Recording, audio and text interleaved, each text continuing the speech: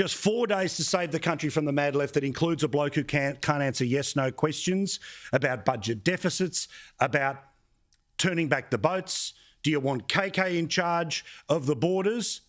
What about Penny Wong dealing with China, or the Greens being the co-pilots in the destruction of the country? Hell no. The fight is here, and it's here each and every night. And there is some data that is showing we are winning this fight.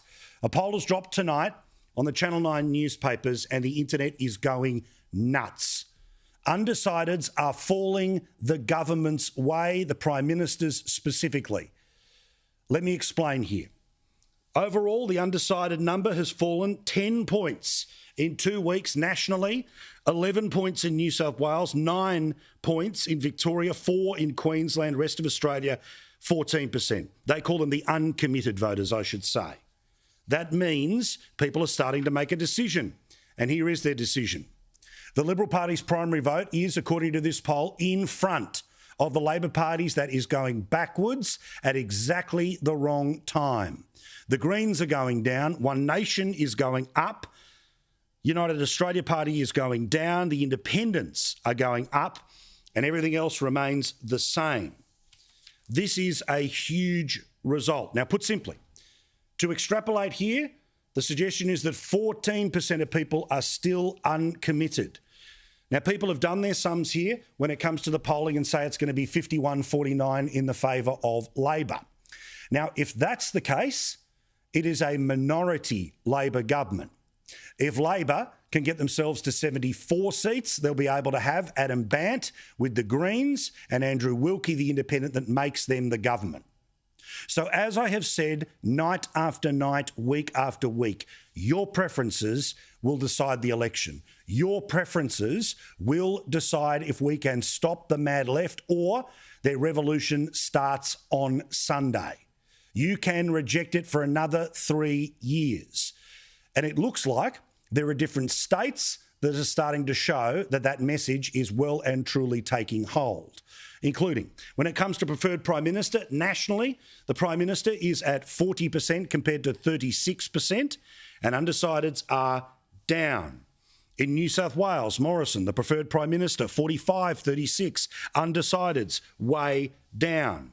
In Victoria, Albanese is up 41-37, but undecideds are down.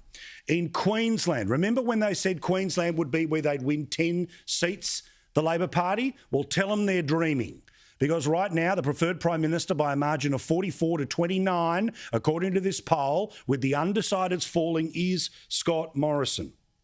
For the rest of the country, Albanese is the preferred Prime Minister, compared to Morrison at 40-35, and undecideds is now a quarter of the vote.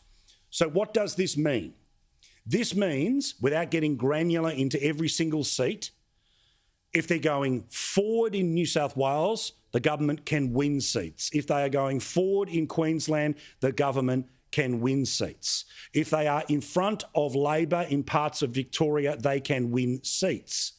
If the Teals only win half of the seats that they are most competitive in, the government has a path to staying in power. The problem seems to be, will they lose 2 in Western Australia, 1 in South Australia? Will it be 1 or 2 in Tasmania? And can the government jag 1 in the Northern Territory? This thing is a knife fight. That's why we are here every night fighting like it matters, because it does. And finally, some public data that tells us that when push comes to shove, people don't want each way Albo. They don't want the Greens. They don't want the mad left in control. Remember, they can change the country with a stroke of the pen. Who is the government matters. And if you're somebody who says put them all last, well, guess what? You're going to get Albo. You're going to get the Greens. You're going to get the Teals. So you have to choose a government with your number 2, your second preference. Anything else delivers Albo as Prime Minister.